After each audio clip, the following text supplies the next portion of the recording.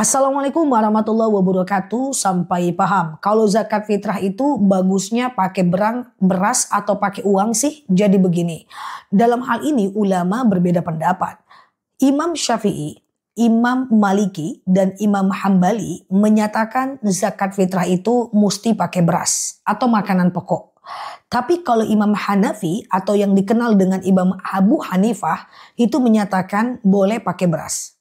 Jadi 4 ulama madhab Syafi'i, Maliki, kemudian Hambali menyatakan boleh pakai beras. Imam Hanafi menyatakan pakai beras, Imam Hanafi menyatakan boleh pakai uang. Yang mana yang lebih mesti kita ikuti? Usahakan ikuti yang banyak, yaitu pakai beras. Tapi apakah salah kalau ada orang zakat dia pakai uang? Enggak salah juga, karena ini ulama juga, Imam Hanafi yang juga mesti kita hargai pendapatnya. Bahkan Imam Syafi'i pernah belajar di murid-muridnya Imam Abu Hanifah atau Imam Hanafi. Atau teman-teman kasih ke badan amil zakatnya itu dalam bentuk uang, nanti dia yang menggantinya dalam bentuk beras. Tapi apakah haram atau tidak sah zakatnya orang yang pakai uang? Tentu tidak. Karena ada ulama madhab yang membolehkannya. Tapi lebih baiknya pakai beras. Semoga bermanfaat. Nah, oke, di sini like, share video saya ini, follow kanal saya ini, dan sampai paham. Hadir di ceramah live dan tanya jawab bareng aku ya. Assalamualaikum warahmatullahi wabarakatuh. Assalamualaikum warahmatullahi wabarakatuh. Sampai paham. Boleh nggak sih bacaan ruku dan sujud itu dibaca cuma 1 kali? Oke. Menurut Imam Syafi'i bahwa ruku dan sujud bacaannya yang subhana rabbiyal a'la wa bihamdi itu boleh diucapkan 1 kali. Tapi Imam Hanafi menyatakan minimal mesti 3 kali. Tapi kedua-duanya sepakat kalau sholat berjemaah 3 kali cukup, apalagi imam, gak boleh terlalu lama. Karena kalau terlalu lama nanti malah efeknya adalah makmum yang tuanya kasihan. Dan mereka juga sepakat bahwa kalau di rumah itu bacaan subhana rabbiyal a'la dan azimi wa bihamdinya itu lebih dari 3 kali itu lebih bagus. So 1 kali boleh kata Imam Syafi'i, kalau kata Imam Hanafi minimal 3 kali. Tapi mereka sepakat kalau sholat berjemaah 3 kali cukup, kalau sholatnya sendiri itu lebih dari 3 kali jauh lebih baik. Semoga bermanfaat ya teman-teman semuanya, sehat selalu di sana. Yang baru mampir boleh follow kanal ini, like, share video saya ini, hadir di ceramah live dan tanya jawab bareng aku, dan semoga kita dapat insight dan semoga betah ya belajar di akun ini. Nah, lalu di sini sampai paham. Assalamualaikum warahmatullahi wabarakatuh. Assalamualaikum warahmatullahi wabarakatuh. Sampai paham. Apakah wanita haid yang sedang haid di malam Lailatul Qadar mendapatkan malam Lailatul Qadar? Kalau dapat, apa aja amalannya? Oke. Untuk kesekian kalinya aku buat video tentang amalan wanita haid pada malam Lailatul Qadar. Nah, teman-teman, aku akan jawab ini di akhir video ya. Jadi jangan skip karena ini penting. 10 malam terakhir, teman-teman dianjurkan untuk beritikaf di masjid. Ambil wudhu, pergi ke masjid, bentangkan sejadah, lalu teman-teman diam sendiri.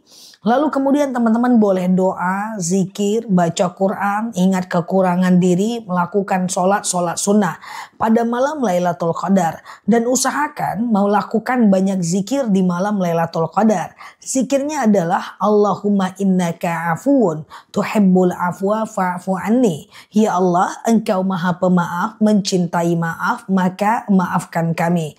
Jadi teman-teman banyak berdoa. Cara berdoanya udah ada di video aku sebelumnya. Kemudian teman-teman perbanyak sholawat, berzikir, baca Quran, sholat sunnah. Boleh sejam, boleh 2 jam. Yang penting itikaf di masjid. Ya, jam 2 malam ke masjid sampai azan subuh boleh.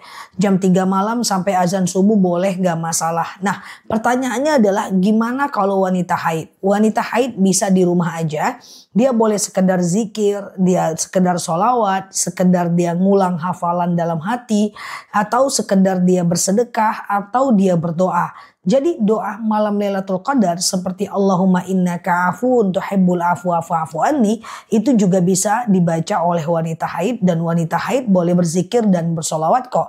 Lakukan di rumah aja. Untuk wanita haid gak masalah. Semoga bermanfaat teman-teman. Follow kanal ini, like, share video saya ini.